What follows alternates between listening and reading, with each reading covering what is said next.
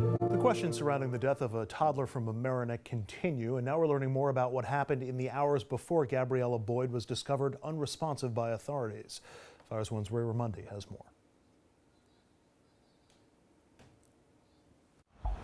As the birds chirp outside this house in Mamaroneck, the investigation into what happened inside 507 Chestnut Avenue the last Friday and Saturday of April remains a mystery, a dark mystery which has turned this neighborhood in the friendly village upside down.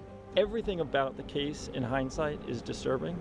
Journal News reporters Jonathan Bandler and Matt Spillane, 2 of 3 reporters who have been covering the death investigation since the beginning, the death of little Gabrielle Boyd, caught in the middle of a custody battle between her parents, Cynthia Arce and Stephen Boyd. We've been focusing on just trying to gather as much of the details as possible about what unfolded.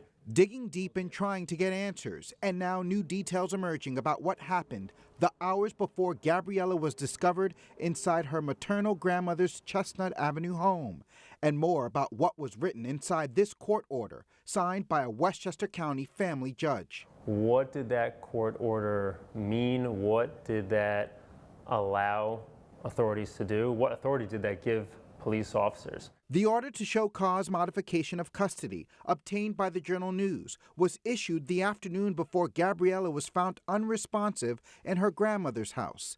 The court order, signed by family court judge Hal Greenwald. In the 2-page document, the judge saying, quote, "There has been substantial change in circumstances since a previous custody agreement." The order went on to say, quote, "It's in the best interest of the minor child, Gabrielle Marie Boyd, to be placed in temporary custody of the petitioner." The petitioner, Stephen Boyd, Gabriella's father, went to the home with his attorney and Mamaroneck police officers as soon as the order was signed. And now we're learning new revelations from Cynthia Arce's lawyer, Richard Portali, about the interaction between his client and the police officers during that visit. According to Portali, the interaction was diplomatic and not aggressive, that visit lasting less than 30 minutes outside of the house, and the court order, according to Portali, was handed to Maria Solorzano, Arce's mother and Gabriella's grandmother, who answered the door.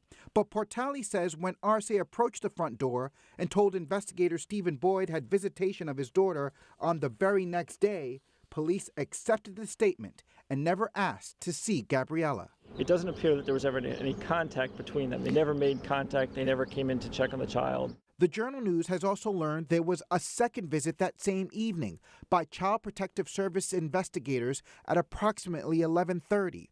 Arce and Gabriella were allegedly sleeping at the time, and according to Portali, investigators didn't bang on the door and never demanded to be let in. Village headquarters to village units.